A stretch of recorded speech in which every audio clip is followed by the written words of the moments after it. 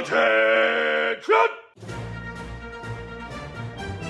Welcome to the Film Mages Podcast, where the popcorn is our ammunition, the couch is our foxhole, and the cinema is our place of worship. Now let me see your war face! Ah! You shouldn't have ever let us shenan, because then we shenan again. Son of a bitch. Boo. Boo. Boo. You guys don't get it because you're not on TikTok. Thank God for that. Hello, everyone. Welcome to the Film Majors. Welcome to the Film Majors podcast, folks. It's been a whole week. Groovy. Sure has. As I said, I'm Zack. Am I the only one here? I'm Alexis. I was waiting for her to finish her juice. It's not juice, It it's was water. pre-juice. You don't have to call it juice. I prefer when she calls it pre-juice.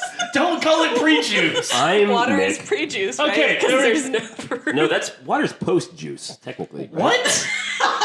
Oh, wait, no. I see what you're saying. Because the juice machine or tree What's going on? needs...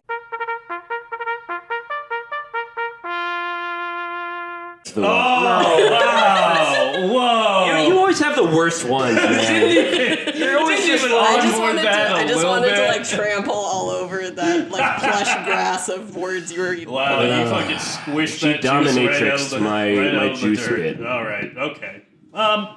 Yeah, so what's going on? Yeah. Well, for one thing, guess what we got? An email. We got Everyone listener has- email. Woo. And this is from Kazra Speaks. Kazra Speaks of the Speaks twins finally wrote in. I'm a big fan, by the way, Kazra Speaks. And her subject line was, I hate you. That's getting closer to what we're looking for. Yeah, Before I get into what the actual email is, I have to preface this with too nice. You started out strong with a good subject line. We told you to berate us, and you didn't really do it. Do we know what Kazra Speaks, either of us? Is this like a random listener? I'm not sure who Casper Speaks is. I have no idea. Wow, we got another random. Great. Hi, Kazra. Hi, Okay. Kazra. Thank you for writing in. I think I speak for all of us when I say the feeling's mutual. Wait, I'm so confused. What does the rest of the email say? Okay, here we go. How do you go through the entirety of The Thing, parenthesis S, without mentioning the Capgras delusion? Without mentoring? Mentioning. Oh, okay. I was wondering if they wrote mentoring. I didn't say mentoring. Did he say mentoring? I'm not backing you up on that one. Yeah, That's a yes. Fuck you. That's a Fuck yes. you. No, She that's just a doesn't, no. no, she That's doesn't a want no. to be on my That's a no. side. She's That's a saying a solid no. no. Suck That's my a fucking solid toes. no. Oh, Suck on them. hey, listener. Gobble on Hey, them. listener. Gobble on my little piggies. You're the one who normally says we can't have any toe content on here. Yeah. Well, I'm sorry. One of my friends who listens has been asking for more foot content. I'm not going to say what his name is, but it starts with a Q. I just can't wait for the listeners to be like, oh yeah, no, he said mentoring, and now he's just berating his co-host for getting it right. No, you've never Listeners, been you're on right my before, side. so why would you start now? Should I bring back the feet pics in the park? No. Let's get back to the email. Yeah, let's do How that. do you go through the entirety of the things without mentioning the Capgras delusion? How the fuck does that work? Without mentioning but the I what? kept thinking someone who would mention it at some point, because I don't know, sort of relevant. Loving the podcast and all the movies you cover, because a lot of them are stuck in my head so often. I know it's not a movie, but I would really appreciate hearing all your thoughts on Brand New Cherry Flavor, especially because it's like grimy Hollywood underbelly stuff and unhinged directors galore. If not that, then definitely Brain Dead, which we have a poster of in our kitchen. Intense and deceptive in a few different... That's a fantastic In a few pick. different, but I think the film majors could dig it. Peter Jackson, man. This has been my failed attempt at hate mail. P.S. Scream 6 pulled a kiss kiss bang bang with the Core 4 and Courtney Cox surviving, lol. That is true. Yeah, that's a good point. Wait, so I completely missed the part. We talked about the thing without mentioning what? The Capgras delusion, which I'm gonna... I don't know what that is.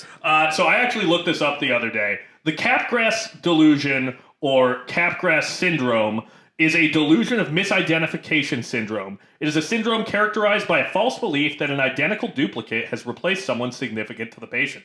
Oh, isn't that like a schizophrenic thing? I've heard... It's a real delusion. Yeah, It's I've something heard that like people schizophrenics will sometimes think like, oh my god, my parents aren't real, like they're fakes. I'm not sure if that's specific to schizophrenia, but could be. I'm gonna turn this Let's turn your fucking phones on silent. God. Yeah, God, dude. Jesus. So, yeah, thank you, Kazra. Wow. No, it's you guys who are quiet, actually.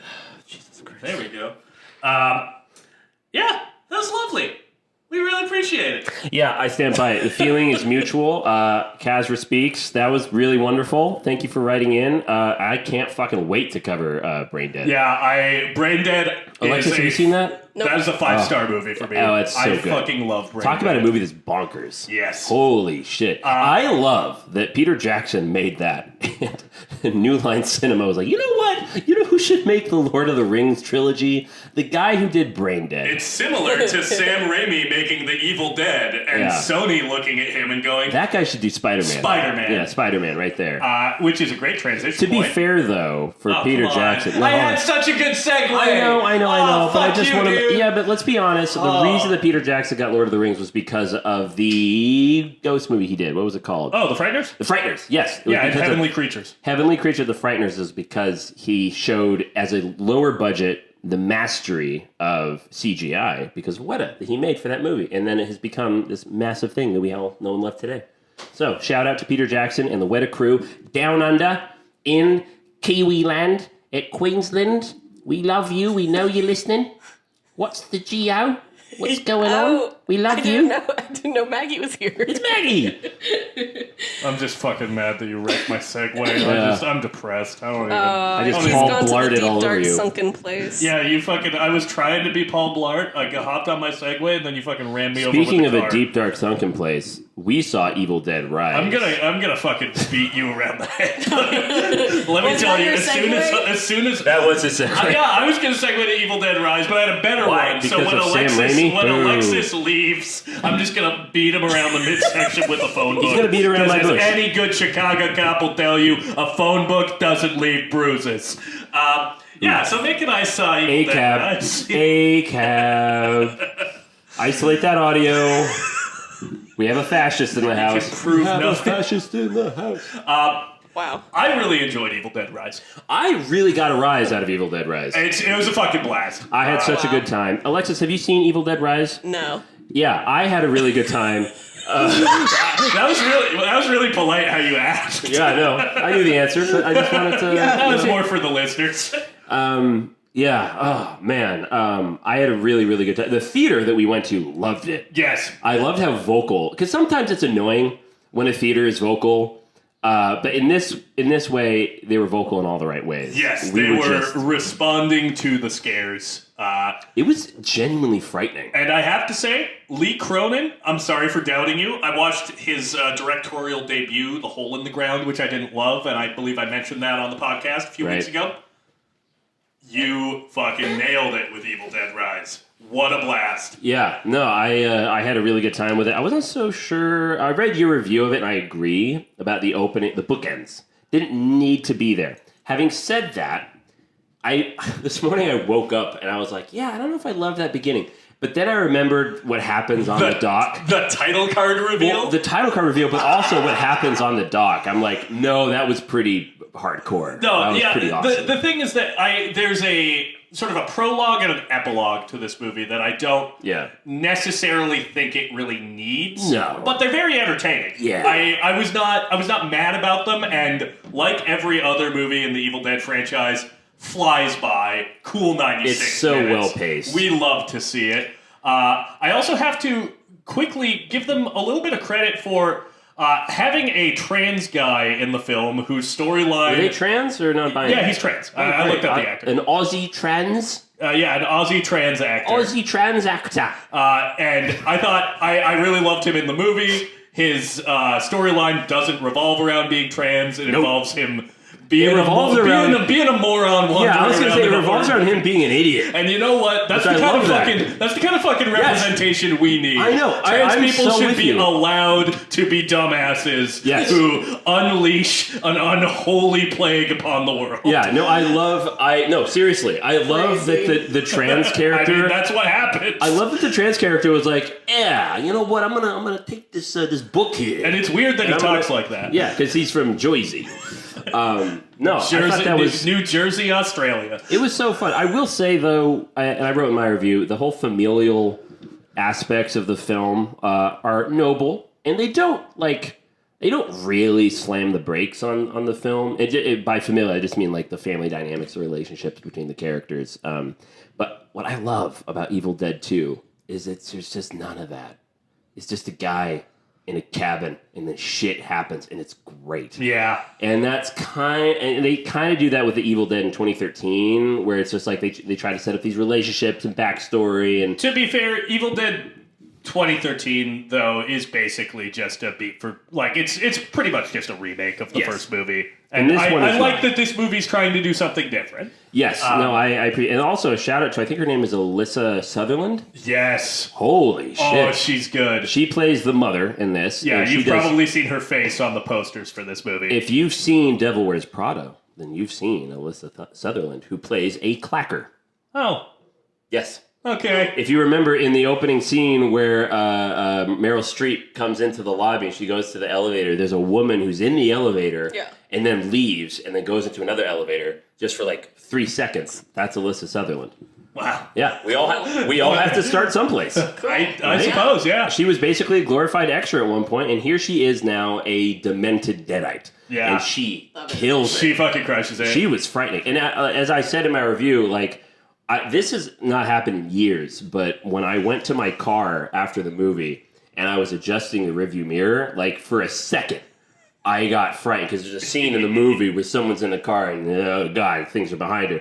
So I'm adjusting the rearview mirror and quickly I was like I did a double take and I looked in my back seat really quickly. I was like, oh, okay, it's just a movie. I actually legitimately had that moment where I had to check the back seat of my car, which is that good thumbs up to this movie for that. Yeah, because Mick's a scared little baby boy. I'm a scared little boy. Hold me close. Yeah, I also have to say that if you watch the film Demons 2 and were like, oh, this is a good premise for a movie. Oh, yeah. Oh, my God. I think the execution isn't great. This is the good version of Demons 2. Yeah, this is exactly like Demons 2. It takes place in an apartment complex. I kind of want to revisit Demons 2. I remember there were bits of it that I really enjoyed. There are bits of it that are good, but I think that Evil Dead Rise does what that movie is trying to do. Demons 2, the sequel to Mario Bava's great Demons. Oh, my God. One of the best movies ever made. Except his name is Lamberto Bava. Is it Lamberto? Yep. Jesus. Check the shelf. I gotta check it. Alexis, what have you been watching? Oh, you're right. Lamberto Bava. Yeah, fucking cooked your ass. Actually, could you scooch on the floor again? I don't think it was loud enough on the track. That's good. Really stretch the shit out of our floors. Okay. Yeah, I watched the Super Mario Brothers movie. Oh, God. So you're one of them. Manja Banjo, what did you think? Was it in Roommate that made you do that? We just wanted to go see a couple movies, so we saw you get a little 2 movies back to back. Yeah, we did definitely get a little stony baloney. Our co-host is on the edibles train right now. I'm gonna be honest. He actually fell asleep. Of course he did. He was really upset because he really wanted to see it. Yeah. Are you talking about Super Mario Brothers? Yeah, because when I was like, oh, how'd you like that one part? And he was like, I don't remember that. Must not have been important. And I was Welcome like... to marijuana, folks. Anyways... I also got a little stony baloney and saw a movie this week. I thought it was okay. It's obviously it's making a lot of the nostalgia, and there's enough fun to go around, I guess. How is Chris Pratt? I honestly didn't even notice it was Chris Pratt. I'll be totally honest. Like I was Really? like, oh, it wasn't as a distinctive voice as I thought it would be. Is he just doing his voice, or is he trying to do like a Italian? It's me. He does both, I think. Yeah, because like the premise is that like they're actually like brothers in the real world, you know, like with a plumbing service, you know, and then they get like transported into this world, basically. Right. Anyways, the kids were having a great time, and I was like, "Aw, they're having such a good time. They really like this movie." And I was like, "This is making me enjoy this more." As I've said before, 90 minutes is the perfect like amount of time for a children's movie, and you should take them to go see Evil Dead Rise. Yeah, that was perfect. The kids in our theater loved it. Yeah, sure. You know, like X. Yeah, family-friendly fun. Yeah, as we all know. As we saw that little child leave during... Oh, my God. Terrible. Was it improved by being stoned? I actually feel like maybe I shouldn't have seen it stoned because I was like, wow, this animation is just like, because it's not my favorite style of animation by a long shot. Yeah. And like, so I'm It's like, just well, conventional, like, it just 3D looks stuff, so right? unreal, but real. Yeah. And we also saw it in 3D. So. We got Tommy Chong on the show today. It's like unreal, but real, man. It's like it's so slippery and smooth. Well, I also got a little stony baloney and saw What the did you movie. see? I saw Renfield. I'm trying to see that today. Oh, you saw that. Well, yeah. Great. Let me say, I think that's an ideal movie to see stoned. Yeah, you'll enjoy Because it more. I saw it sober. Excellent. That was the plan. There is, well, good fucking plan. So I feel like, for me, a lot of the comedy in the movie that's not executed by Nicolas Cage probably doesn't really work. Yeah. But for reference, I don't really engage in the marijuana very often. Right. I don't really immerse myself in the stony baloney world. Sure. But this was ideal for me because all of the comedy that normally I probably would have been like, oh, come on. Just kind of washed over me pleasantly, and I didn't really notice it. Yeah. And I was able to just appreciate the majesty of Nicolas Cage's Dracula. Isn't he amazing? It's like genuinely a fabulous performance. Yeah. I really, really love it. I think like I watched The Unbearable Weight of Massive Talent, which I think is in some ways a little bit of a better movie, and uses Nicolas really Cage wanna watch more. that. But I think Renfield uses him better. I think he gets to give more of a performance. He chews the scenery. Yeah, and some fucking fantastic makeup on him. Yeah. It's so good. It's unbelievable. I'm excited. Yeah, I think the opening of the film is probably my favorite I told part you. of it. It gives you a hint of a movie that you don't get. Yeah. That would be awesome if you did. Yeah. See, I didn't see it. I didn't see it high. I saw it a little tipsy. I had a couple of beers. Yeah, I saw it at the brewskis. Alamo, and you should probably be a little inebriated. You'll probably enjoy it more. I think you'll really like it, Alexis, because it gives you I'm sure Nicholas I will. Hoult, Yeah. which is good. Yeah. I just don't dig his relationship with Awkwafina. That's the whole thing. I just like. I like snooze. Awkwafina. I don't know. I've only seen her in The Farewell and this, and I love her in The Farewell. Yeah. This, I don't think she's very good at.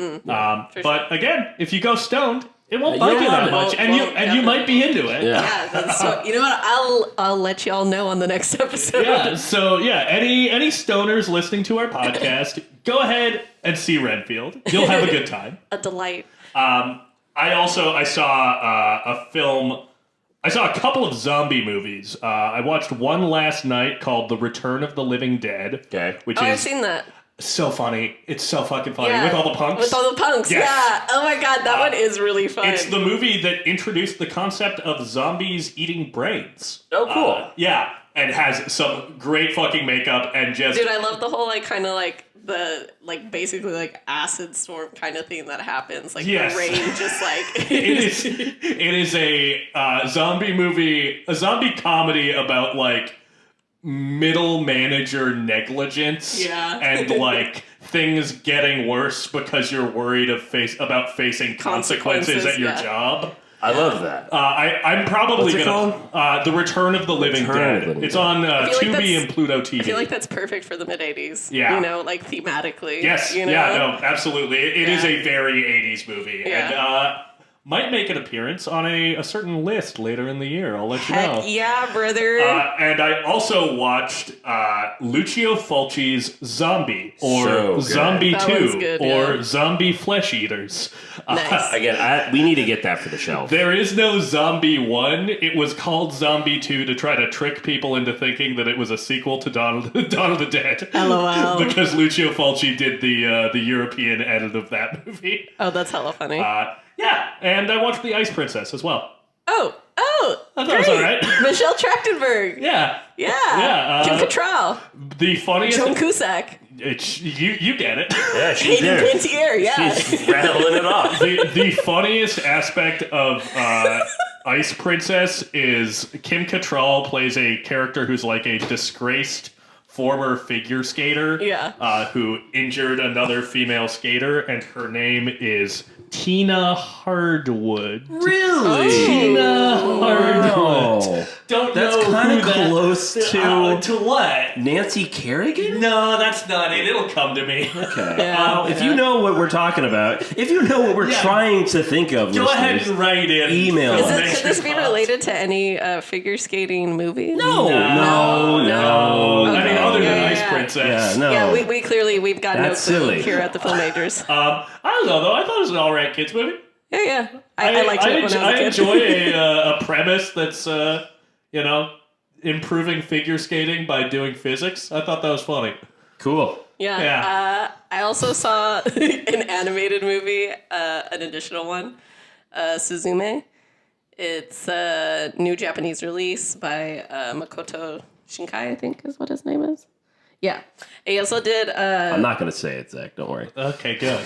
Wait, what? Don't worry about Continue. it. Why? No, let's keep going. No.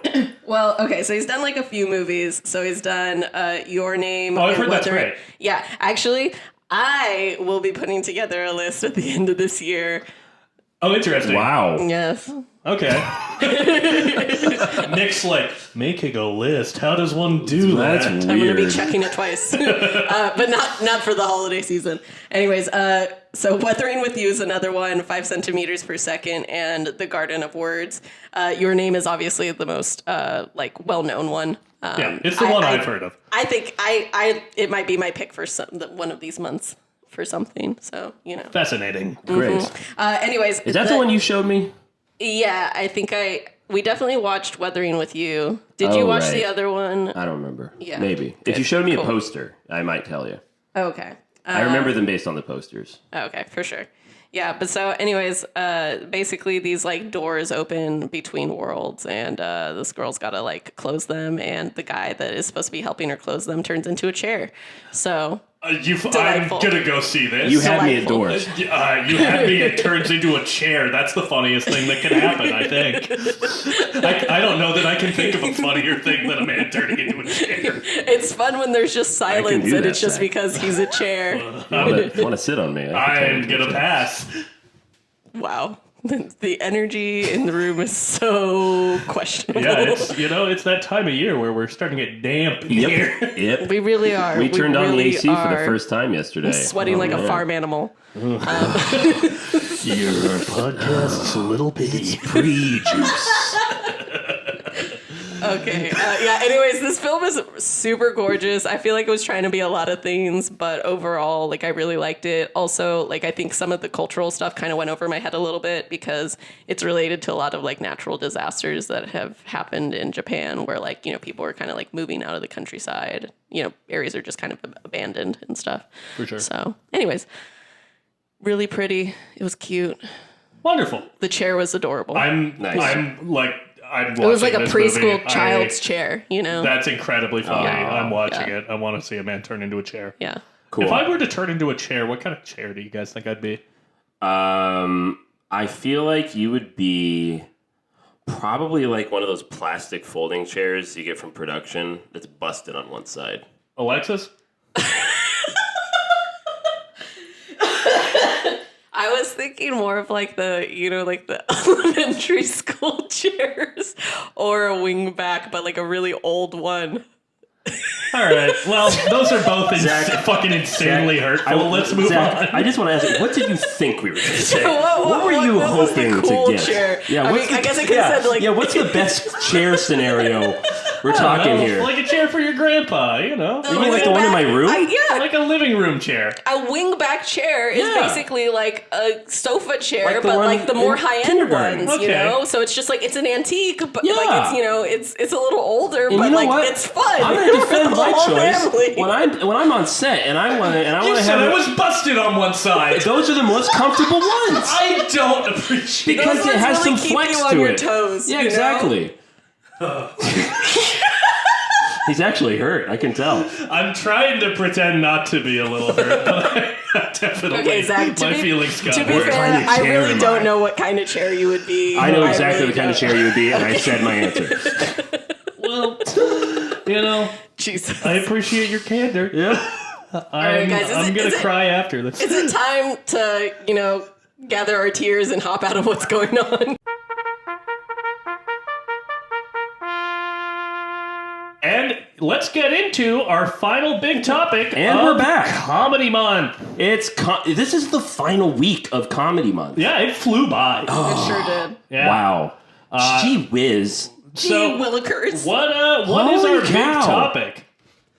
Did we have one? I threw one out to the chat. That's right. And I created a list on my letterbox. Well, then that's the one There we're we go. doing. We're gonna and do it's that. most quotable films. Ooh. So yeah, I feel like I have to do every white man aged 20 to probably 40. You're just going to say my answer, aren't you? Borat. No. What God. were you? No, actually, that doesn't cross my mind. Not my answer at all. Great success. Very nice. My I life. Okay. So now that you've all suffered through that, and I've gotten that out of my system. Great. Alexis, you made a list, please. Oh, yeah. Top of the list. Legally Blonde. What? Ben. Like it's hard? And Snap. Let's see here. Mean Girls. Yeah. Right. Scream. Yes. Yes. Finding Nemo. I don't know that I'd agree with that. What Yeah. are some of your favorite Finding Nemo quotes? I touched the butt. No, okay. Of course it is. Jesus. Oh, he made me ink.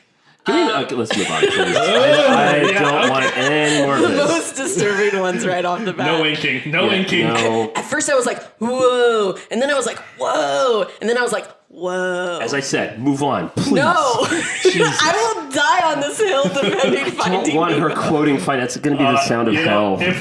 if we're talking animated movies from the 2000s, Yeah. one I've got to bring up is Hoodwinked. Yes. Which looks Yes. impossibly cursed, It's but disturbing. has one of the funniest screenplays. I know. Patrick Warburton. Maybe Barnett. Yeah. What's your asking him as a wolf? What's your job? I'm a shepherd. God, that's a funny movie. Surprisingly big cast. We have to do something. Anne I know Hathaway. the song was catchy, but the choreography was terrible. Terrible. Oh, God. Glenn Close. Yeah, no, that's a fucking. It's so funny. That's a great Oh, film. Okay, wait. an avalanche is coming in. about- I did not come prepared. What about Emperor's New Groove? That's a good one. The poison for Cusco. The poison designed specifically for Cusco. Cusco's poison. Got it right here. Wrong level. We're just quoting child's films Well, now. so yeah, there's a few good ones. Yeah. Yeah, okay. The Devil Wears Prada. Hey. Yes. Not a line from the movie, but just we're excited about it. Yeah, that Remember the famous scene line. with Stanley Tucci's like, hey, how you doing? I thought that was Meryl Streep, but all right. Yeah. This is my personal list, so be Please free continue. to disagree. yeah, please. That's what we're looking for. Clueless. Bridget Jones's Diary. Great. Yeah. Death Becomes Her. Yeah. Yes. Valley Girl. Yes. I still need to see I'm that seeing one. that at the Beverly next weekend. New Beverly. Ooh. Yeah, it's a double feature with another one. I think that Pearl deserves a space in there somewhere because, I'm a star. I thought you liked me. So Free Guy. And No. Excuse me, you don't get to say no. You said you kind of like that movie. No. yeah, I know. I'm like, we can isolate the audio and then roll it back from a previous episode where you literally quote Ryan Reynolds. I did no such thing. Stop lying! It's on the internet for everyone to hear. Yeah. Okay. Also, if you're a listener, just kind of scrub back through our episodes until you find that. That wasn't Isolate me. the audio. That was Send an it to AI me. bot. I'll link it. I'll put it at the end of Yeah. our next episode. we'll install some stereo around the apartment and we'll just run it 24/7. Yeah. Actually, do that. I will be installing surround sound in here soon. I'm very excited. Oh, congratulations! And then Almost Famous. Kevin Oh, Crowe. very good. Very good. Yeah, Which very I thought, nice. yeah. Great. I love the reaching on that one in particular. One for me that there's one specific quote from Who Framed Roger Rabbit that I tend to bust out, which is, "That's it! That's the connection!" Also, Cool. whenever I'm stuck in traffic in LA, I quote the Judge Doom monologue about how I bought the red car to dismantle it. Talking about the creation of the LA freeway system. I got a question. Are we talking about the most quotable movies or just quotes that we like? Because we're talking about whatever we I want. would argue that almost 90% of my list is Yeah. all specifically I'm gonna- quotable movies. I'm going to give you that, Alexis. Okay. I think Zach is over here just like, and here's a quote that I like from this movie. It's a movie I quote often. Yeah, I don't know. I think it's a lot of times this happens specifically with comedies, and I wonder if that's because like a lot of like think about like the phenomenon of like Superbad and everybody like quoting from Superbad back in the day. You know, like it's like a lot of like improv lines, so there's like a lot of single ones that have a lot of zing. You know, Yeah. Because I was thinking of like the Judd Apatow movies. I didn't include them in my list because like I feel like they've fallen out of the curriculum with me. Yes, But I'm with you. yeah. I don't But think. once still upon a love Superbad. I time, they're think that's a definitely great so movie. quotable. You know? Yeah, I was gonna say Anchorman. That's a very quotable. yeah. film. Yeah, I was going to throw out Tropic Thunder. Oh, yeah. That's good. Dodgeball. I don't read the script. Dodgeball. The script reads me. Dodgeball. Dodgeball's a very I quotable gotta film. add that to my Yeah, list. because Thank you. quoted It's a bold in this move, podcast Cotton. all the time. It all comes back to Pepperbrooks. Dodgeball. Elvis. Oh, man. Elvis. No. Yes. Again. Okay, if you're going to accuse Yes. me. You are the Yeah, see, that's a quotable movie. I am the It's a snowman. very You quotable started film. it. You're the first one to have quoted that movie. Well, yeah, you because do that's an realize that, insane right? performance. for you, baby. They Live is another film. Yes, that's very quotable. It has one specific quote. Oh yeah. I have come here to kick ass and chew bubble gum. Nice. And I'm all out of bubble gum. I have to say, a very quotable movie for me. In fact, I think this might be one of the all-timers. You might disagree, but I think our listeners would agree. It's The Big Lebowski. Yeah. That whole movie. Would I is disagree? Chock full. You have a poster. I have in a your room. poster that has a section from the Big Yeah. Lebowski script on it in my room. That whole I definitely fucking agree movie with you. is so quotable. That has one of the, and that none of that is improv. That's all script. Yeah. And it's just so good. Speaking of like Apatow guys, that was something This is that, not nom. There are rules. that was something that Jonah Hill said about being in Hail Caesar. Was talking about I still how have to watch that. the Coens are like Oh, so yes. word perfect about their Yes. scripts. So yeah, everything. Actually, a lot of. I was gonna say Fargo. That's another really quotable movie. Yeah. Yeah, that's I true. remember there's a story. What's the big Austrian guy who's in Fargo? He's also in Jurassic Park 2. Oh man, how am I blanking on his name? He plays He's one of- Carl Hungus. Yeah, he's one of those guys. Yeah, he's also Peter Bogdanovich. Peter Bogdanovich. There's a story in Fargo where in the line he's like, I want to go to Pancake's house. And he's like, well, that's not right. It's the Pancake House. So they do take one. He's like, I want to go to the Pancake House. And Coen Brothers are like, cut. What the hell was that? And he's like, oh, well, there's a typo in the script. And they go, what? No.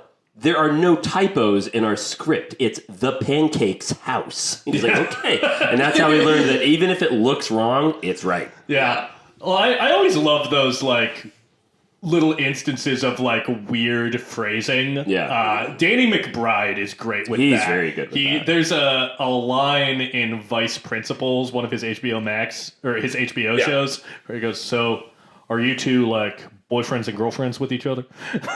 Fucking kills me. Strangely enough, he was my favorite part of Alien Covenant. He's good in Alien Covenant. Yeah. He's Put even also more serious movies. he's also the most quotable part of This Is the End. Yeah. I'll Oh, jerk off wherever I want, Franco. I know. I'll jack off on your couch. I'll jack off on your bedroom. I'll jack off on your magazines. I'll jack off on you. That's so aggressive. I don't like it. Okay, I raise you Nacho Libre and Napoleon Dynamite. Oh, Nacho Libre more. Napoleon Dynamite is quotable, but it's Napoleon Dynamite was like the most quoted thing for like Yeah, 2 it years, just and fell out now of the I don't zeitgeist. really remember Yeah. any of it. It's the Avatar of comedies. Where Yeah, it's like we except all were crazy Avatar- about it for a while, Yeah. and then we all just kind of were like, "Ooh, speaking of quotable movies, Except- Avatar. Go on. Yeah, Avatar. Oh, God. We're not I on see. Pandora, Ladies and gentlemen, we're not in Kansas anymore. Oh my God. We're on Pandora. Everything that lives, flies. crawls, or squats in the mud wants to kill you and eat Eat your eyes for jujubes. jujubes. There's an indigenous population called the Na'vi. They're fond of arrows, dipped in a neurotoxin that'll stop your heart in 1 minute. And they have a bone structure with naturally occurring carbon fiber. They are very hard to kill. I'm gonna lose years of my life listening to you guys finish your long fucking ass quotes. You know, I Let have me to tell you, Mick did that quote, and somebody finished. Hey, come on. It's a good old ejaculate joke. One film that we quote a lot is- Transformers. I was going to say The Thing. Oh. yeah, we do. Nobody, Same thing. nobody trusts anyone. And we're all very tired. Wait, I'm a real life Pride and sleeper child. Prejudice. Okay, I gotta say Pride and Prejudice, very quotable movie. Yes. Yeah, the potatoes, Very you know? most excellent boiled potatoes. Again, I've seen it once. Exemplary. Oh, don't worry, Zacky boy. Another film that I would say... Don't worry, Zacky boy. That's that. I'm starting to Ominous. worry. Watch, we're going to get to November, and Alexis is going to be like, Pride and Prejudice round 2, baby! And I will be there to roll out the red carpet. No, I'm doing something vastly different this year. You're not doing Period Piece Palooza again? No, because Why? I have to pick something where it's like, oh, I know you guys are not going to choose these type of movies like at all throughout the year usually. Okay, So, okay. One other film that's insanely quotable. Woo! Insanely quotable is Heat. Come on, What? Heat. Like, what do you mean? Like She's Fahrenheit? got a great ass. That is an iconic quote. You couldn't be any more wrong. I'm so right. No, I'm kidding. Yeah. Fuck you. Fuck off. Okay, do you think there's a difference That's a between great like movie. having a movie that has an iconic quote and being quotable? I would say yeah. Yeah. Like, I would say Heat probably is not as quotable beyond that line. I mean, there are other iconic there are a bunch of elements. Kiss, kiss, iconic bang, lines. bang. Yeah, That's a good yeah. one. Kiss, kiss, bang, bang. A lot of is- Shane It Black bang bangs. movies. Yeah. Yeah. Look up the word idiot in the dictionary, and do you know what you'll find? Definition of the word idiot? No, you'll find a picture of No, you get you it messed wrong. it up. You fucked it up. Well, then it's not that Fucked it quotable. No, that just No, means you're an idiot. Yeah. You'll find the definition of the word idiot, which you fucking are. Yes. Okay. Well. Mick, I think you wouldn't know how to feed yourself if you didn't flap your lips so much. Yes, I think you're stupid. Wow. Wow. What's another one? Oh, obviously, I'm gonna go with Snatch. I got to put a Guy Ritchie movie up there. I want to go around Bobby. That's a really quotable Yeah. movie. I fucking hate pikeys. I don't know. You know the You gentle. just picked the one that's like a slur. It's my Okay, favorite slur. I also the gentleman. I mean, I think That's like a good one. Guy Ritchie's Zeitgeist is pretty quotable. Yeah, I mean, also, to shout out one of my close personal friends, Quentin Tarantino. Got a lot Pulp of Fiction, quotable films. Pulp Fiction, Inglourious Basterds, Django Oh, he Unchained. missed his chance to join in on the conversation. He's busy. No, he will. He's- No, he's- Alexis, don't you worry. He'll come. I don't know that he's going to come. He's working on a screenplay I think right we have now. Should we we- have two guests showing up later. Should we? Well, move- Quentin's a maybe. Well, I know one of them will definitely be here. Yeah. I see. Yeah. I see. We booked a guest for. We booked a guest Okay, today. I love secrets, so this makes sense why you would do that behind my back. What's the saying? I know how much you Secrets love make friends. They do. I don't know what makes graves, but it might be me. Well, I'm ready to be in your tomb. So why are we talking about? Oh my god, we've come full circle. I'm ready to be buried in your was, tomb. Was that the lost episode where we talked about how I was gonna like bury you with me in Was my that? tomb? Oh, That was my the lost God. episode. That's Yeah, it's so Alexis, tragic, so to tragic. reiterate, plans to be I buried think like a pharaoh. Every with time Nick we and I. mention the lost episode, I think we should play the theme from Lost over top. That's copyrights, my dude. So, I mentioned Heat, which features the great Hank Azaria. Yes. That's right. He is and the Robert one. De Niro Yeah. and Val Kilmer, All right, name more guys. Tom Sizemore. But Good job. Hank Azaria. Is also in and literally was filming at the same time. Oh, really? The Simpsons. Birdcage. Wow. Which is one of our two films we're talking about today. The other of which being Mrs. Doubtfire. Mrs. Doubtfire. Which interestingly had an effect on the Birdcage that I'm going to bring up later. Well, I can't wait to find out. Which film would we like to start with? I want to start with The Birdcage. You want to start with the Birdcage? Yes. The Birdcage. All right. Which, when we covered Blazing Saddles, I was like, I think out of all the movies we have on our shelf, I think this is the one I'm most familiar with. And then I was rewatching The Birdcage last night, and I realized that's not true. The Birdcage is the movie I think I know by heart the most, because I watched that so many times growing up. I love it. I love it so much. To quickly read the description, in this remake of the classic French farce La Cage aux Folles, engaged couple Val Goodman, Dan Futterman, and Barbara Keeley, Callista Flockhart, shakily introduced their future in-laws. Val's father, Armand, Robin Williams, a gay Miami drag club owner, pretends to be straight and attempts to hide his relationship with Albert, Nathan Lane. his life partner and the club's flamboyant star attraction, so as to please Barbara's father, controversial Republican Senator Kevin Keeley, Gene Hackman. This was released March 8th, 1996, a few days after Edwin was born. And it was directed by Mike Nichols. Both of these movies have, like, pretty interesting and, like, influential directors. Yes. Mike Nichols, super interesting guy, fled Nazi Germany as a child. Yep. And then went on to... made Working Girl. Yeah. That's true. That's the exact trajectory. Yeah, and nothing else happened in between.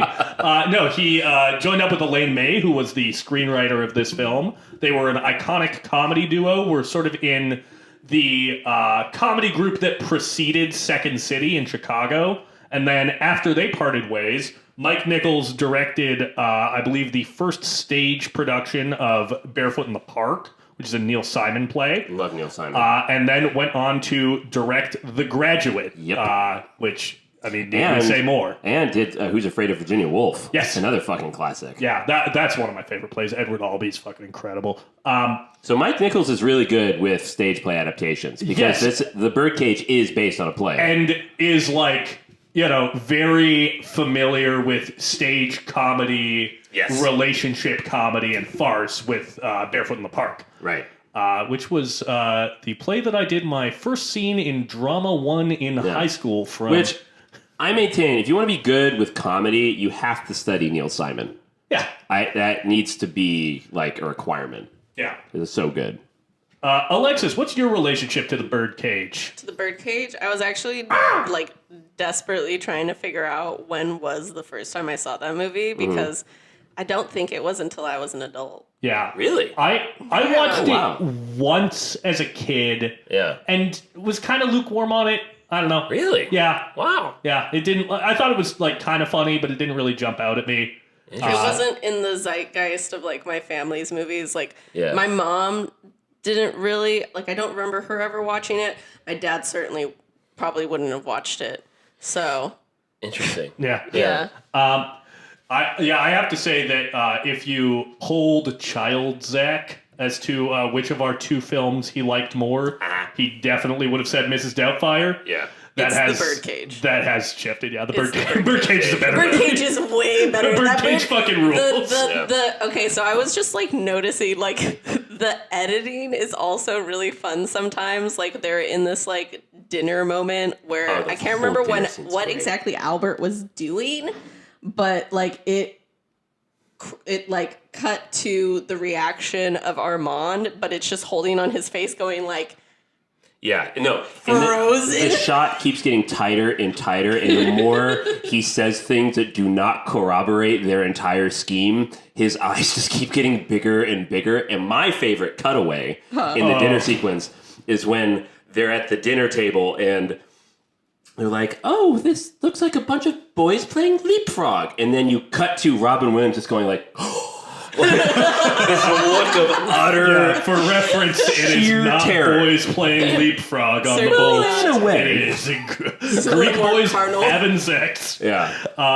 My whole thing's so funny. One of my favorite moments in this movie comes from Gene Hackman, who, like, if you need someone to play a Republican senator and bring like a sense of gravity and like menace and kind of fear and like world weariness, yeah, you cast Gene motherfucking Hackman. So good. Okay.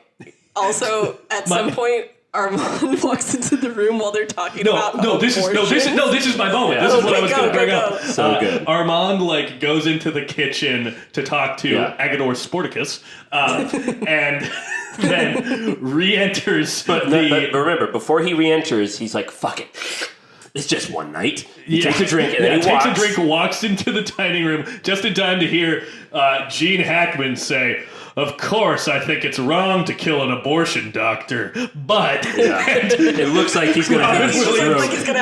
Clutches his chest. I wrote down, that's the exact reaction I would have.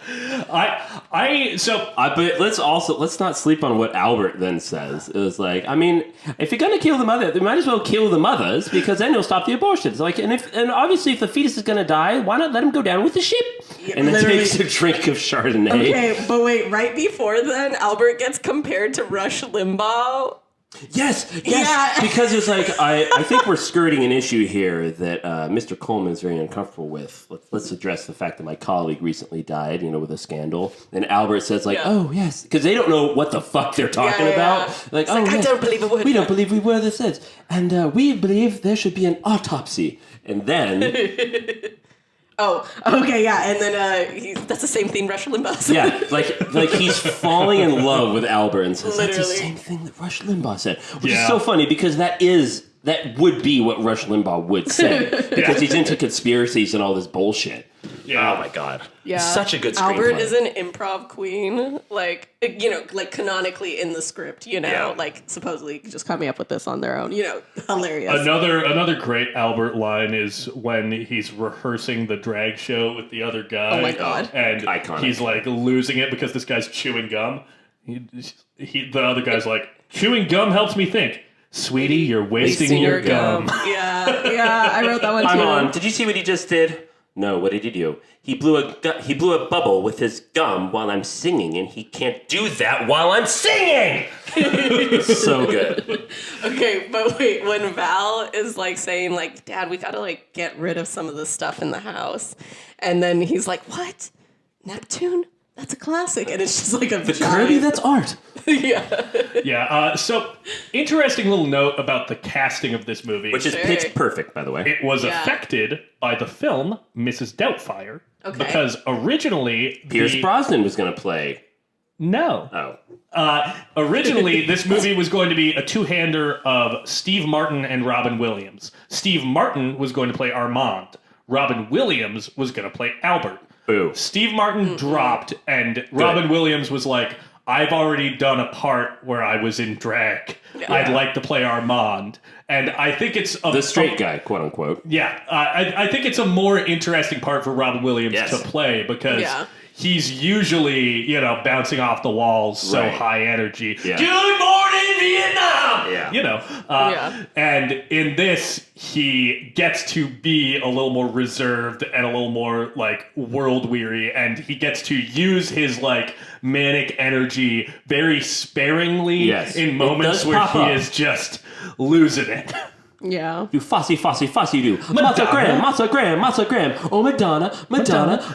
Oh, Michael Kidd. Yeah. But yeah, no, this is a perfectly cast movie, although I will say Dan Futterman or whatever his name is, Val. Boring. You know what? Yeah. I'm going to counter with that. On a rewatch last night, I think his performance is fine. It's the character that isn't great. Because there's one bit, I've never actually noticed this before, but during the dinner scene where Armand walks out after they have just collapsed outside behind the curtain, he comes back in. I'm going to use this as a prop. It's got a glass of water. It's a glass of water. I know he's visual holding medium. a glass of water. But when he's talking... He's shaking the glass of water. He's Val's hand is violently shaking the glass. And I've never noticed that before. But that's, I don't know. His character is a wet blanket. But that's kind of the point. Yeah. And I think his performance is no, it's not hilarious, but I don't know if it's meant to be.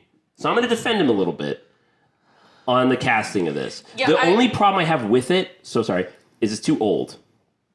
His character's 20. Yeah, he's clearly that guy does not read 20. He's clearly in his mid-50s. He's not 20 at all. All right, well, hey, come on. He's not in his mid-50s. Jesus, dude. Okay, also, honestly, I wrote this down specifically because I was pissed off by Val the whole time. Yeah, me too. And I was like, honestly, Val's luckier than most everyone out there. He doesn't just have two loving parents, but a whole other person who's there to just pull in a Hail Mary at the end for them, Yeah. So, fuck off, Val. Yeah, no, Val's very selfish. Yeah. I feel so bad for Albert. For the whole movie. I also have to say, this movie really does have a perfect Chekhov's gun being all of Albert's wigs. Yeah. Because it's great. That once a Republican senator enters the picture, this movie's gonna end with him in drag. Which is, again, I love that it has one of the most poetic endings ever. Yeah, I love the raging right-wing conservative being like, God, no one's dancing with me. I told them not to give me white because white makes you look fat. Don't leave me. I don't want to be the only girl not dancing. Yeah, the thing that I really love about it is that, like, Al, for a lot of the movie, is seen as like, oh, this is going to be the person who's the problem, you know? We've got to deal with Al. We've got to send Al away when, you know, when the in-laws are coming. Right. We've got to, you know, say that Al is the uncle. Yeah. Right. And at the end of the movie, his, like, ability to, you know, be a drag performer, which is seen as a problem, becomes an asset. Yeah. It becomes the thing that everyone And needs. not only that, it's like, oh, we have to keep Albert away because he'll give away the whole scheme. Yeah. It's Albert that saves the day. Yeah. By Armand being is fucking in drag. panicking. Like Senator Keeley is digging Albert. Oh, yeah, Like he is. attracted to her. Oh, yeah. Like when In her after little they're- fucking Barbara Bush fit. Remember where he's like, God, they don't make women like that anymore. Just to his wife. Yeah, Yeah. Like, they don't. A right-wing conservative who is the co-founder of the Coalition for More Order is saying that they don't make women like that anymore, which is a gay man in drag. Okay, wait. That right there is Cooked his ass. beautiful. Yeah, cooked. Okay, so the part where like Armand is trying to teach Albert like how to walk correctly, and he goes, he's like, "You walk like John Wayne," Right. And so he gets up, Yeah. gets up, and then he does this like Howdy, ma'am. shuffle, and then comes back, and he's like, "No good," and he's just like, "No, that was great. I guess I just never realized John Wayne walked like that." Yeah, I love that. Because it was like this shuffle like and this slump. Drunk shuffle kind of thing. Also, before that, for lack of a better term, Albert does, like, the gayest walk possible. Dude, when he's like fainting coming into the restaurant, he's like, "Oh, let's get you out of the sun." He's like, "Oh." It's amazing. Okay. Get the goddamn pinky down! Sipping his drink and can't. I pierced the toast. So what? Miss Smear.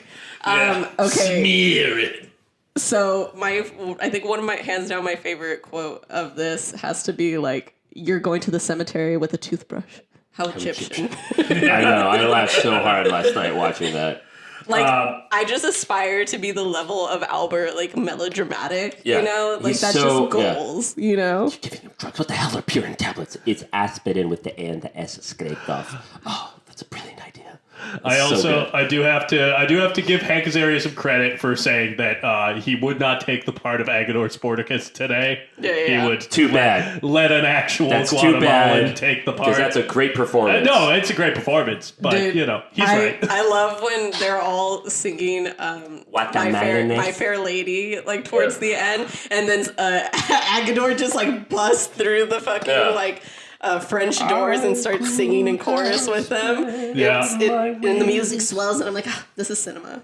Yeah, no. What could bring Republican moral majority types and Yeah, gay people what brings together? everyone My Show Fair Lady, tunes. My Fair Lady, guys. That's the secret sauce. I have to world peace. shout out the opening shot of this is very effective. It's great. It reminds me a little bit of Death Becomes Her, Yeah. where you get this, pretty much a oneer. You get like a real sense of our location, our characters, their relationship to one another, and the venue. Yeah, which, again, I just have to say, it was so cool rewatching this was because the opening shot where the helicopter is coming up over the bay, that whole strip of buildings, you can see the hotel I was staying at for the movie I just finished. That whole strip right there was right where we were filming these last 2 weeks. Yeah. It was so fucking cool. Nice.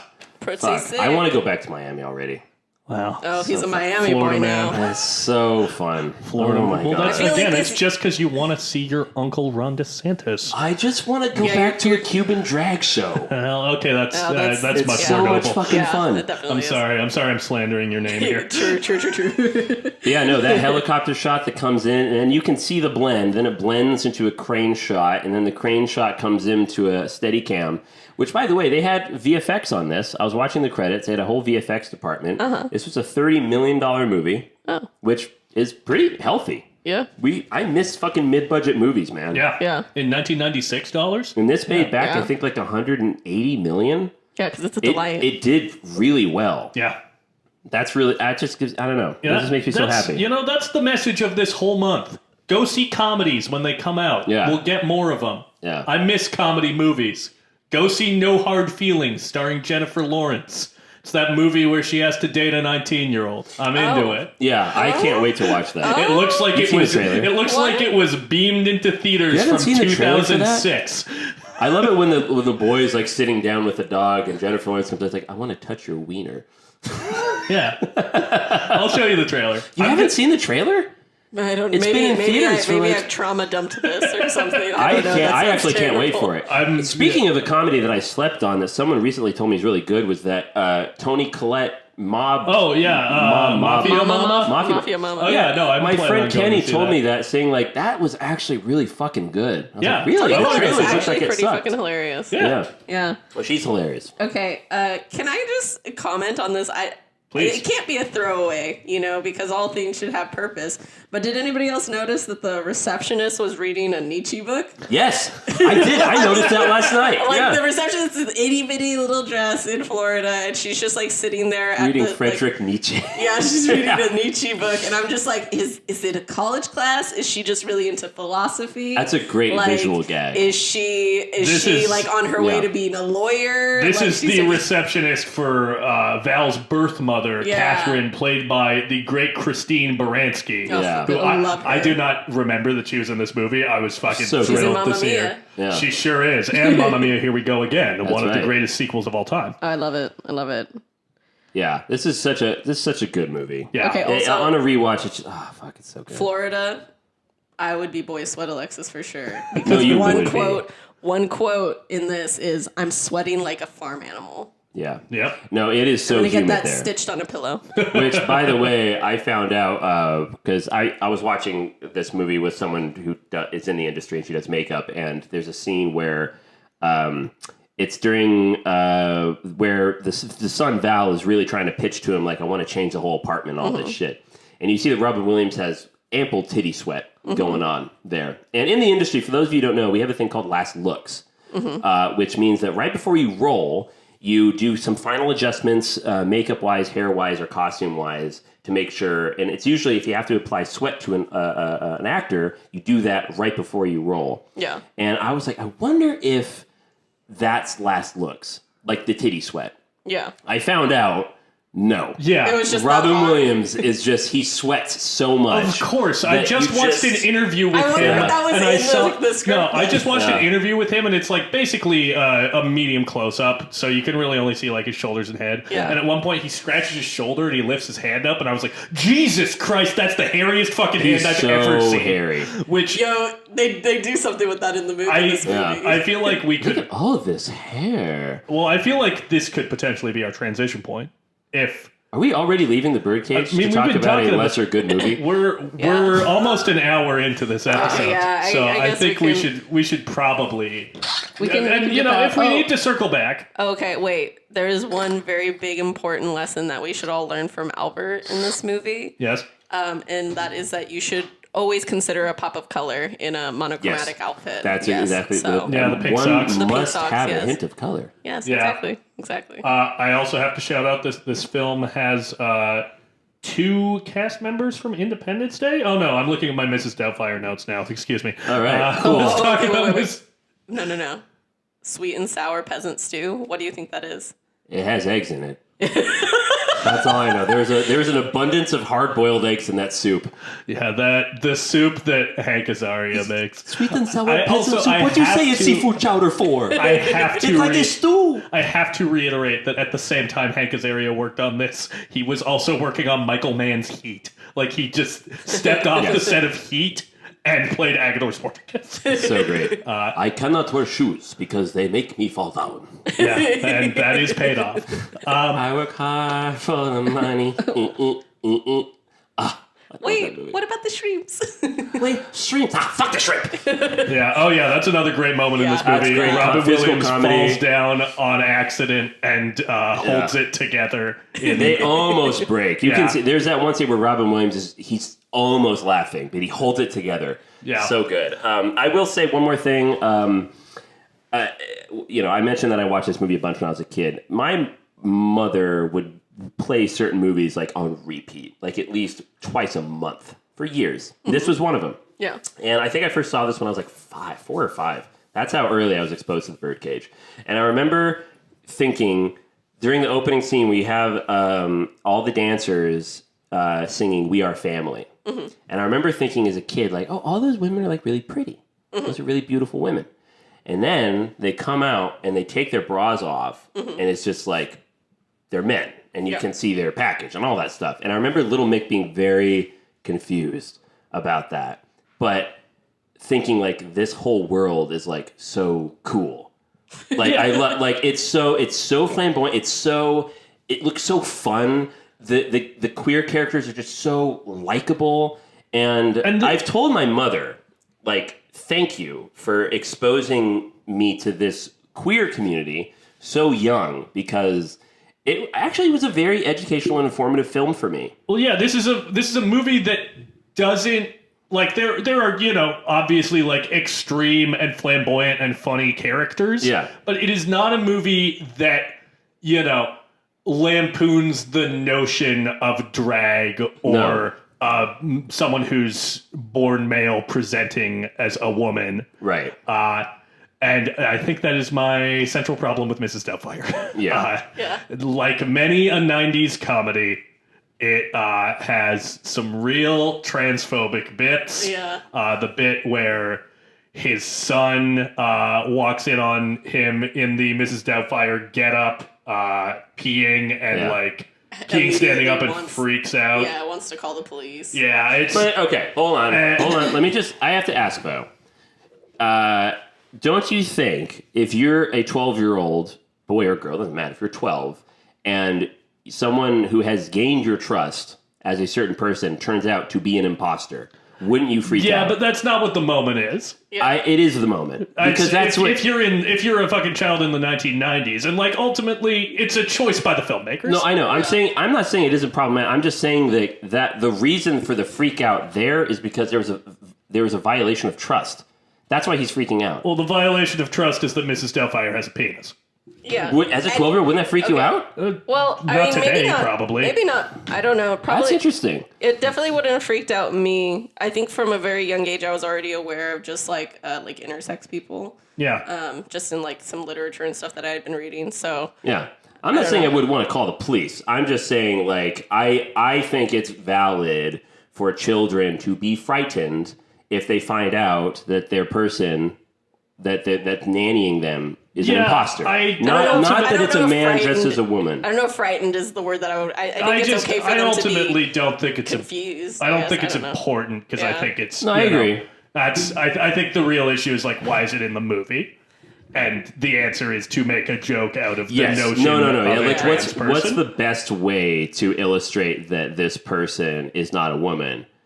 Oh, he has his dick out and he's peeing. Yeah, like that's the go-to easy answer. It's definitely like a cheap throw. Yeah, there's another bit earlier. I also don't like how I don't know. Like, there's different parts in Mrs. Doubtfire where like when Robin Williams' character is at the bar and is still like trying to hit on like the girl and stuff. It's on me. Like I don't know. Some of those, I'm just like, I don't know. In poor taste, maybe. So we haven't read the description for this movie, and I'm going to do it real quick. Sure. Mrs. Doubtfire, 1993 comedy, directed by Chris Columbus. Troubled that he has little access to his children, divorced Daniel Hillard, Robin Williams, hatches an elaborate plan. With help from his creative brother Frank, Harvey Fierstein, he dresses as an older British woman and convinces his ex-wife, Miranda, Sally Field, to hire him as a nanny. Mrs. Doubtfire wins over the children and helps Daniel become a better parent. But when both Daniel and his nanny persona must meet different parties at the same restaurant, his secrets may be exposed. And we actually, this is a kind of a big get for us. We have Mrs. Euphigenia Doubtfire in the room with us right now. Mrs. Doubtfire? Oh, dear, thank you so much for having me on the show. Oh, I was listening to it, and, I have to say... I do agree that, if we have to do the movie over again, there'd be a few scenes that we'd probably change just for the young little children. Such impressionable minds they are. But, I have to say, it was an absolute pleasure to be on the show. I'm a huge fan of the film majors. Oh, and all the feet content. Oh, I love a good foot. It was an absolute delight to make the movie. Alexis Medicino, I have to say, I'm a huge fan of your movies. Wow, Effie, it's so good to see you. My friend Quentin is here. Hello, Quentin. How are you? Excuse me. So, now, Mrs. Euphigenia Doubtfire and I, we've been friends for a real long time, going back a real long time. I just made Reservoir Dogs when Mrs. Doubtfire came out, and we got together at this event, and we just hit it off immediately. And Yes, the thing that I love about her is that, she's got these big hairy legs, but she's got these real big groovy feet, and when I saw those things, I was like, wow, we gotta get those things on screen. And talking to Chris, no, really, I mean, and they're one of your finest traits, and you're a beautiful woman, you're a lovely woman. But I talked to Chris Columbus. I got together with him, and I was like, Chris, you gotta make another movie with Euphigenia, and you gotta get those moneymakers on screen, because that's really gonna pop for audiences. I'm so flattered that you say that, Quentin. Alexis, you would not know the amount of time that this man goes on about my feet. It's absolutely amazing. I mean, it's the number one thing that I love to talk about. It's feet and film and feet and film. Fucking feet. Hey, Quentin, you're getting a little worked up. So I'm gonna go take 5, guys. It's great to pop in. Euphigenia, we're gonna get together soon. I'm gonna see those moneymakers. Don't worry, Quentin. I can give you my Venmo later if you want. I would love that. I would love that. Ooh, if we're handing out a little bit of feet content, why don't you go ahead and push one over to Euphigenia Doubtfire, dear. I have a really big thing for it. I'd really love to see those little tootsies of yours. So it's great to have Mrs. Doubtfire here, and I think that the Mrs. Doubtfire voice is probably like the most mind-blowing aspect of that movie. Yeah. Like hearing that come out of Robin Williams. Yeah, it's you really guys great. watched the video that I sent you guys about the accent? Yes. Yeah. Did you write something down about that? Oh my god, no, I didn't write anything down, but I sent it to you guys because it's supposed to be a combination of like a few different ones, right? Yeah, a few different people who. Some Scottish actor and then a little bit of Margaret Thatcher. Oh Yes. yeah, Thatcher. There's.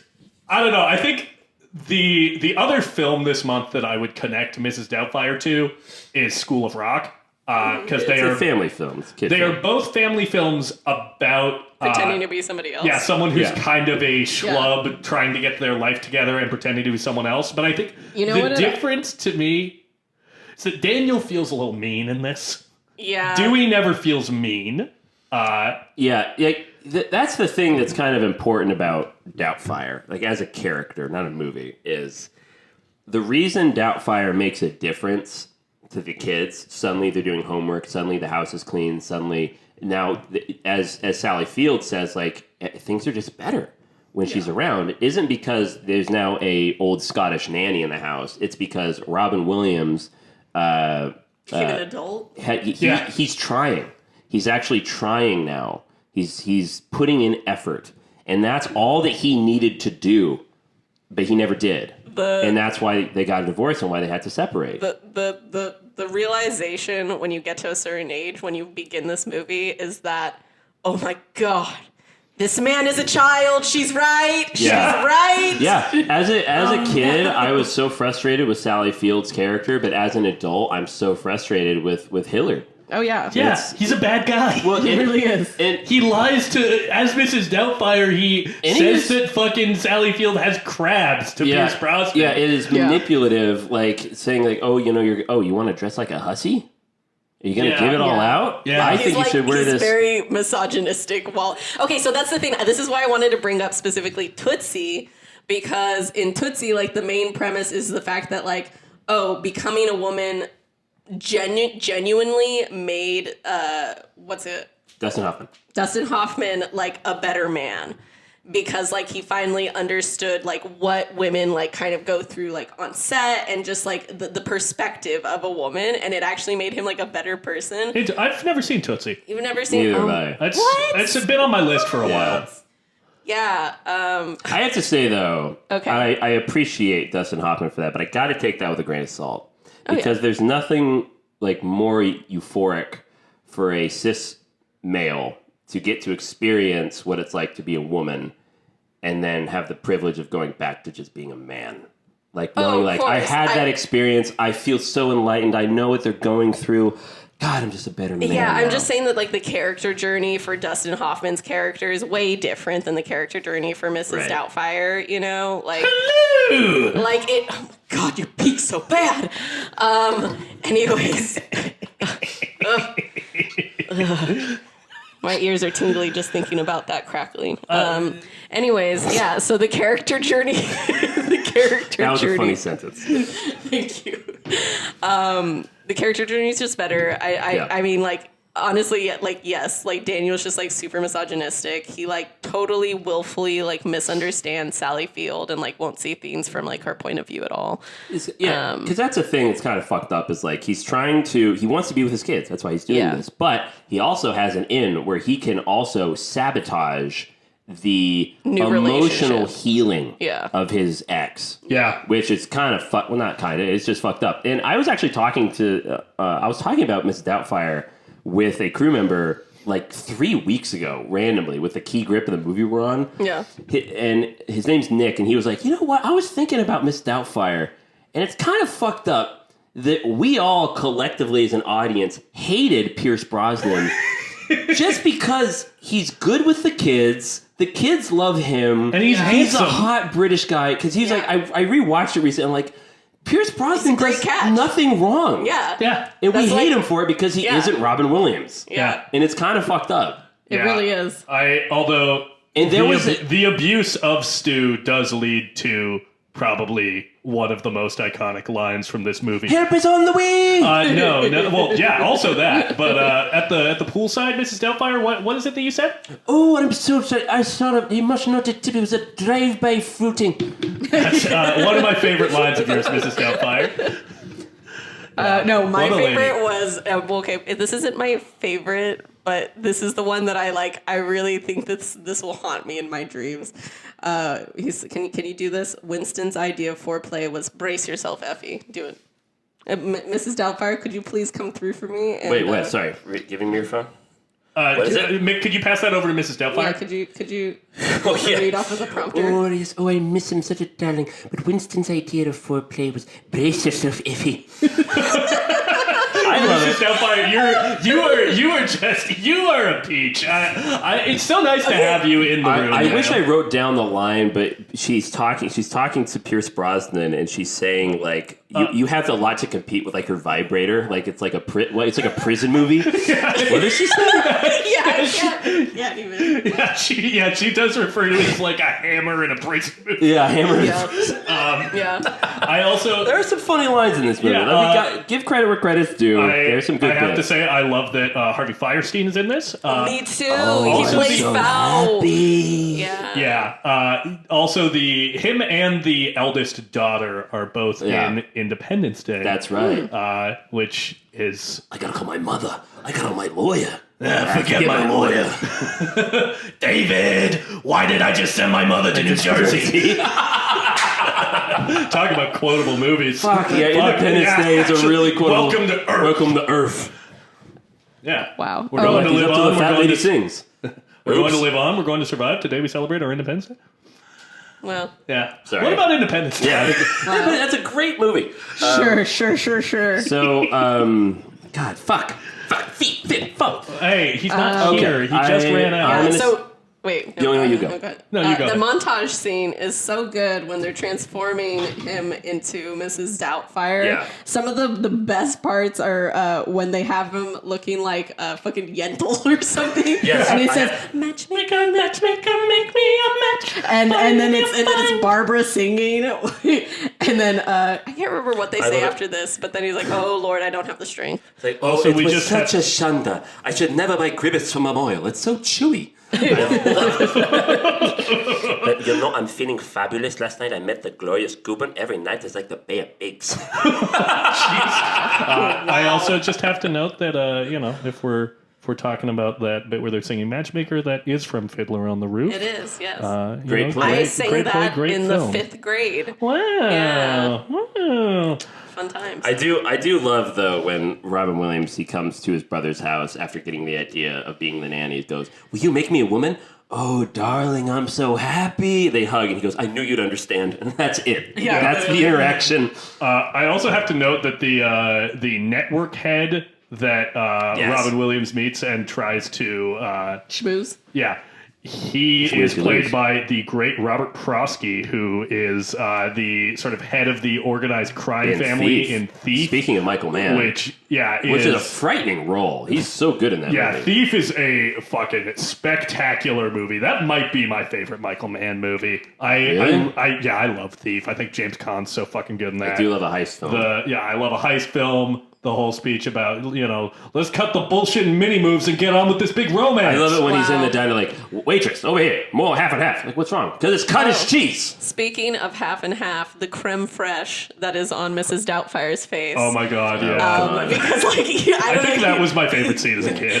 Dude, when it's just like plopping into this like social worker's tea, and then like when Mrs. Doubtfire finally leaves the room, she like dips her finger into it, puts a little on her face, and then licks it a little. And I'm all, wow. That was just on her face. Yeah. That was just on her face. A line I've never caught before was right before he goes out into the kitchen to do the whole meringue bit. Mm-hmm. He puts on the robe, puts on the wig, looks at himself in the mirror, and goes, God, Norman Bates. I've never caught that before, but it's so true. Okay. Yeah. Also, another line right after, like when he's trying to make dinner for the first time, and surprise, surprise, it's difficult. He starts like burn his titties off. He's like, what's that plastic smell? And then he says, oh, my first day as a woman, I'm already getting hot flashes. Yeah. Okay. Funny comedy, but I have to say, as a child of divorce, this movie I very much resonate with in that aspect. At rewatching it, and I've seen Mrs. Doubtfire semi-recently. I think I've seen it within the last 4 or 5 years.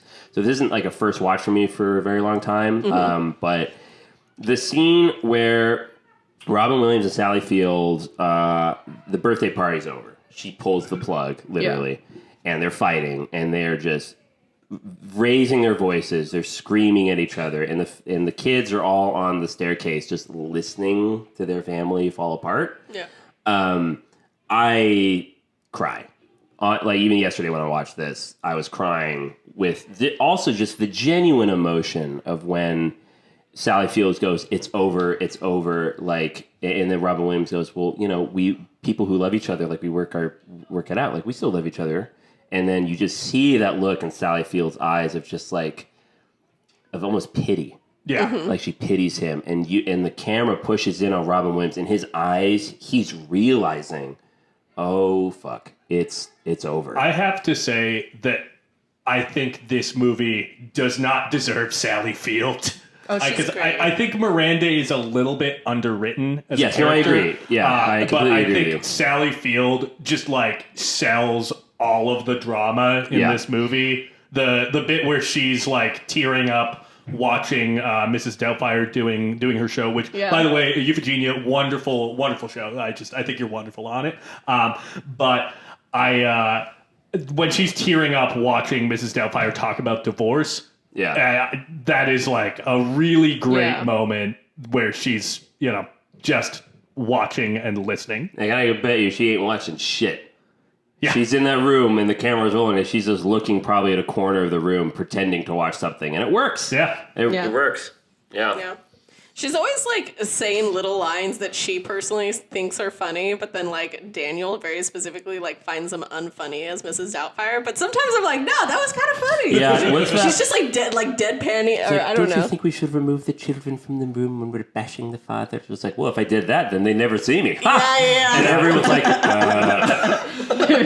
know your crowd, baby. I think that there's a solid costuming choice that creates a juxtaposition between Daniel and Miranda and her lawyers.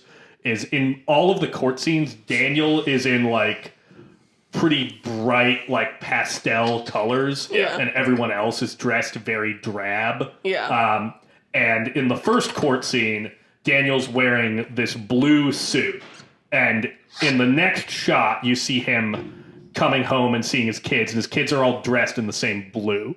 Yeah. So it's a good way to visually connect them. Chris Columbus has always been very solid with children's movies. He Give this guy a also always franchise. has the tie very specifically crooked to the side. It's never perfectly in the center as it's Kind of a supposed to fat be. tie. And so that's how you really, that's also a visual, oh, this man is not really an adult. We shouldn't really see him as an adult. He can't even pretend to be an adult. Yeah. I have to give Chris Columbus credit as a director for being pretty incredible at working with children. Yeah. His sort of breakout film, he wrote Gremlins. Oh, nice. But his breakout film obviously is Home Alone. Right. Gets an incredible performance out of Macaulay Culkin. Yep. Then, does Home Alone 2 the year before this. Yep. Then this, and then obviously does the first 2 Harry Potter films. He's had a really interesting career. Which, by the way, John Williams scoring the first the Harry Potter movies, we have Steven Spielberg to thank for that. Stevie! Because Chris Columbus and Spielberg obviously collaborators, and he was like, I just don't know who the fuck I'm going to get to score this movie. And Spielberg was like, hey, you should take my guy. Johnny Boy. I know a guy. I gabagoo. You may not have heard of him before, but I got a guy. named John Williams. Oh, Chris Columbus, I have a guy in mind. Oh, he'd be absolutely Wait, lovely to Eugenia, score your film. are you telling us that you actually suggested John Williams? Maybe. You're so coy. God, I want to hang out with you later. Oh, man. Okay, so I really wish you guys would have seen Tootsie at some point because, Me too. there's a few times Mrs. Doubtfire gets on the bus and the bus driver basically hits on her in some sort of kind of weird way. At some point, her. I don't know, I thought it was cute. He's an old man. He's being charming with another old lady. Yeah, don't hit on fucking people. No, getting on don't the hit bus. on people while you're working. Oh, for fuck's sake. Okay, and then her I don't want a bus driver to hit on me. her Unless they're really stockings cute. are No, I falling. still don't want Her it. stockings fall do you down, mean and you by can that, see dear? how hairy her leg is. And he makes this comment about liking Mediterranean women and liking them natural. And I was like, why are men so disgusting? Anyways, Eugenia, how did you feel about that? so in Frankly, I love the Tootsie, attention that he was giving me, looking at me and my ankles, looking at my kneecap. so in Tootsie, Thick, illustrious in hair. Tootsie, Yeah. Sorry, Eugenia. We'll get back to you. in Tootsie. Wait, what movie? In Tootsie. You're talking Tootsie. We're talking Tootsie over Dustin here. Hoffman. Okay, so he literally becomes a better dude, right, by being a woman, okay? And it's because he gets hit on and a bunch of times, and he's just I'm not just some piece of meat, basically. Literally some guy tries to rush at him, and he comes home to Bill Murray, I think, and he's like, I was almost raped, blah blah blah, whatever, And the same thing doesn't happen with Mrs. Doubtfire.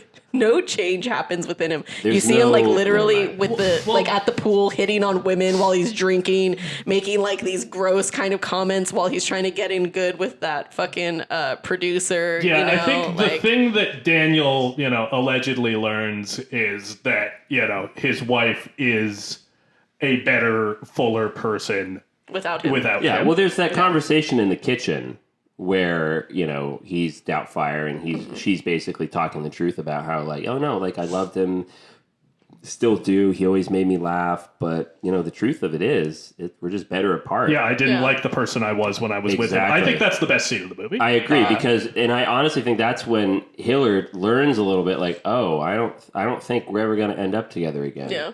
That's not really the goal anymore. And then he tries to kill Stu. Yeah. Tries to Jambalaya. hot jambalaya. Tries to poison Stu because he's allergic to peppers. Yeah, I have She to tosses say him around like he's a rag doll. that was He's giving him hilarious. That's the great comedy. It looks like Pierce Brosnan Brosnan? weighs nothing. Yeah, in Pierce that Brosnan, scene. props to him because of facial expressions he's making during the So Heimlich are good. hilarious. Oh my god! And Mrs. Doubtfire, what do you say when you're on your way over to him? Help is on the way! Thank you. Okay, I also just wanted to say that a Robin Williams scene where he's playing with the dinosaurs, he literally says the king is in the house and then proceeds to do the opening that Elvis used to do. So it all comes back to Elvis. Yes, that's true. There is an Elvis bit. Yeah. They They literally literally the does king that is in the middle house. of Mrs. Yeah, Doubtfire, I noticed so- that too. Yeah. That was so great. I love that so much. It all comes all of back us. to Elvis. Comes back to Elvis. And we even got to reference dodgeball at the beginning. I wow, know. we're rolling. Roly-poly ravioli. Rolling like a dodgeball. Rolling like a hope dodgeball. everyone has enjoyed this. It's almost like Zack is caught in a trap. Can't walk walk out. Look out, man! That's a comedy we should have talked about. I told. Oh yeah, that actually would have been a good walk the hard. Dewey Cox That's story. such a good comedy. It's one of the best. Damn it. Okay. Anyways, I told Zach this when I rewatched Doubtfire. I realized. Don't get me wrong. Again, the family aspects between Robin Williams and his kids bring me to tears when I watched it. So obviously, it has an effect. Yeah. But I know that I must be a career-focused man now because the whole dinner scene at Bridges restaurant, I am panicking because the whole time I'm like, Robin, what the fuck are you doing? Daniel, you're gonna blow your chance to pitch you your show. need to be at that meeting. Like, you need to pitch the show. Like, I'm like, Yeah, dude, I'm like, this is let it. go of your wife. Focus on your career. I know. I'm like, seriously. You can't pass up this opportunity, my man. I know. I know You got one being shot, financially one chance. Do not. Like, one opportunity, one might say. I'd say that. I got so excited. My name is Eminem. Your girl, she want an M&M, so I give her an M&M. Jesus.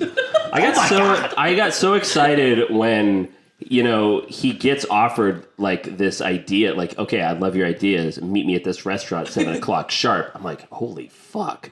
Like, as someone who works in production, if an executive says that to you, Yeah. I don't care how many kids you got. I'd be like, fuck my wife and kids. Yeah, no, seriously. Seriously, like, this is so You gotta frustrating. get to the meeting. He needed to get to that meeting. I was rooting for that. This is kind of like a nitpick, and like it's not a real complaint, but like it was something I noticed.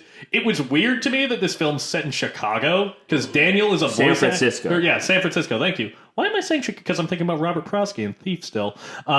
It's weird to me that this movie's set in San Fran because It's a classic San Fran movie. Daniel is a voice actor, and his brother is a makeup artist. So it feels like a movie that would take place let's in remember, LA. one of the biggest special effects heavy movies ever was completely made in San Francisco. Which one's that? Star Wars.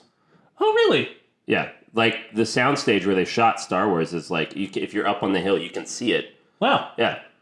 There you go. I learned something today. Yeah. Star Wars. Neat. Cool. Yeah. I love that. I girthy love fingers. that franchise. Yeah.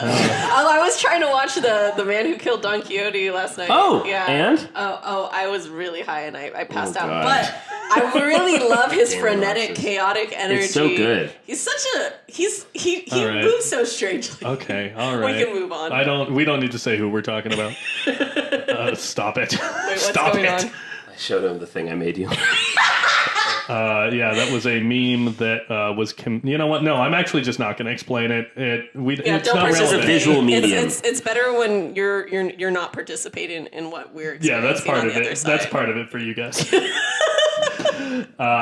we have anything else on Mrs. Doubtfire? Mrs. Doubtfire, do you have anything else to say about the film? Oh, well, frankly, dear, if I had to choose between these two movies, which are, both very good classics in their own way, I have to say that I'd probably have to go with The Birdcage. It's my absolute favorite film between these two. That's very modest of you, Mrs. But Doubtfire. Mrs. Doubtfire, dear, just such a good, charming film for the kids. All right. So one other thing. Children. One other thing I have to say about the Birdcage. This is a little anecdote that Nathan Lane told that I forgot to mention, and I cracked me the fuck up. So apparently, while they were shooting the Birdcage, Clint Eastwood came to set because the hair person had been Clint Eastwood's hair person for basically his whole career, and he came by to get a haircut. And Robin Williams was like, "Hey, Nathan, do you want to go see Clint? Go look at him." And Nathan Lane was like, "Yeah, do you know him?" And Robin Williams was like, "No." So they go over to Clint Eastwood, and Nathan Lane's like, "Oh man, I'm gonna talk to Clint Eastwood." And Clint Eastwood comes up to him, and Nathan Lane's like, "Oh well, Mr. Eastwood, I'm such a huge fan of your films. If you ever want to want to put me in one of your westerns, just let me know. And Clint Eastwood kind of looks up and down at him and goes, yeah, maybe it's the school marm. Because Nathan Lane is in drag. Yeah. And I'm like, you know what? That's Clint hilarious. Eastwood is not a man who I would think of as being particularly funny. Wow. That's a good joke. Yeah. That's a good joke. I love that. Well, yeah, these were two fun films to revisit. Both movies I hadn't watched in probably at least a decade. And, had a really great time with them. I think the main takeaway for me is fucking miss Robin Williams, man. I know. Yeah, what a performer. One of the best. I told Alexis, out of celebrity deaths, that's the one that still upsets me. Yeah. To this day, I'm not over it. The opening of Mrs. Doubtfire really is a great showcase Figaro. of what made him so special as a performer. Wait, okay. Can I... The part where he's like, I do a great impression of a hot dog. And it is then a great impression of a hot dog. That It's a that really might good be the impression. joke that made me laugh the hardest in Mrs. Doubtfire, where he just he's just like frozen like a hot dog. Interestingly, the one that really hit me the most was he's doing all these impressions for his caseworker who's trying to help him get work. Court liaison. Yeah, the court liaison. And he does all these voices and impressions and then stops and she goes, Mr. Hillard, do you consider yourself humorous? I used to. Yeah. I did once, but today you've taught me I'm not humorous. Yeah. No, that really made me laugh. So, I do love that actress too. She's so good at playing roles straight. Yeah. She's another sort of that guy actor. She is I've a that definitely guy. seen her in some other stuff. Yeah. Well, good suggestions all around. Yeah. And that brings Comedy Month to a conclusion. close. And It was fun while it lasted. There were a few laughs, lots of crying. Was There there were a crying? few laughs. it's weird. Every time we've put on one of these movies, Mick's just sobbed the Sobbing. whole fucking time. Well, it was I- really weird during Blazing Saddles. Oh, yeah. A movie with no heavy moments. Oh, wait. Okay, Liar Liar. That woman plays his secretary in Liar Liar. She's Okay. great. She's fun. Yeah, that's Nice. it. That's my side note. Great. So, Mick. Sorry. What? That was great. No, it was. Sorry, that sounded rude. Yeah, why did you come in with Well, you know what? No, she does that too. We were having Alexis, such you a do good that. episode.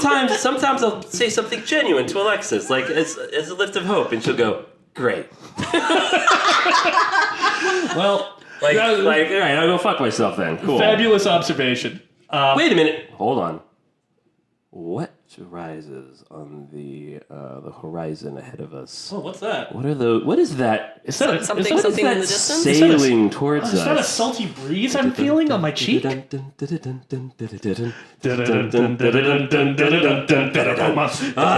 month. Yes. Yes, our next month, in honor of Mr. Mick Munyai's, Avast ye mateys. it's Mick's birthday month, Hoist the colors. which means it's his Swab picks, my poop deck.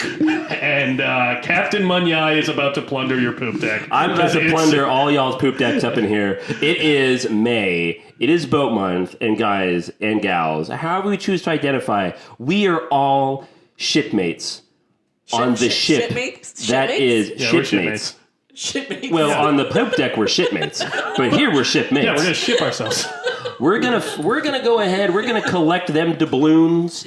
We're gonna avast ye matey and all other nautical terminology that we may have aft, port, and starboard and foreplay. You know what? I'm gonna get us like a 5-pound bag of oranges so we don't contract any scurvy. We don't want scurvy on this show. We're about to cast off on a cinematic voyage. Yes, we are. And Mick, what's the first film that we're coming across on these high seas? Where are we making port? The first film that is going to carry us across the 7 seas is Jaws. Steven Spielberg again. Oh, I'm so excited for Jaws. Spectacular Which film. originally was called Jowls, but they Fascinating. thought Jaws made more sense. Well, we'll hear more about that on our next episode, where we will be discussing Jaws, which is a 1975 film directed by Steven Spielberg and starring Roy Scheider, Richard Dreyfuss, and Robert Shaw. Robert Shaw, dear. Oh, it was such a good time being in Jaws. Oh, it was good a good Mrs. time playing Doubtfire, you were in Jaws? No, I'm Robert Shaw. This is going to be our second time revisiting our friend Mr. Spielberg. Yeah. Right? Is this our first time we've repeated a director? I think it is. Is it? You know what? I think my homework is to make myself a Google Doc so we can refer back to all the grand topics and stuff. I love that. You know what? It makes sense that our first revisit is a Spielberg. Yeah, because you might not know this, but Steven Spielberg, pretty good director. Pretty good. I don't know if you've heard of this guy. Jaws, you can rent on Amazon Prime Video, YouTube. You can get it on Redbox, allegedly. Or you can find it on our DVD shelf. Which is where we'll be getting it from. This is like the perfect point in time to like start Jaws, because it's like, oh, we're not doing like a blockbuster month just yet, but Heat is on the horizon. Yes. It's are you feeling you've got to be able to drop everything, get up and leave when you feel the heat coming around the corner. That's right. That's right. Because, that's a quote from Heat. As we all know, Jaws has a great ass. And you've got your head all the way up it. I have to say, I'm really happy with Boat Month because it's actually full of blockbusters. And it's entering the summer season. And what better way to start off the summer season than with Jaws? Yeah. Right? It feels right. Well, it feels right. The water feels just right. We've told you where you can find Jaws. If you want to find us on social media, you can find us at Film Majors Pod on Instagram, Twitter, and TikTok. Although, with the way Twitter is heading, I am seriously thinking about deleting our Twitter account because fuck Elon Musk. Yeah. Well, I'll let you know if I actually end up deleting that, but there's a solid chance you won't be able to find us on there for much longer. If you want to shoot us an email, tell us what are some of your favorite boat films. Because there are, I know you're probably thinking, what? No, there are so many boat movies. There are a lot of boat movies. There's so many boat movies.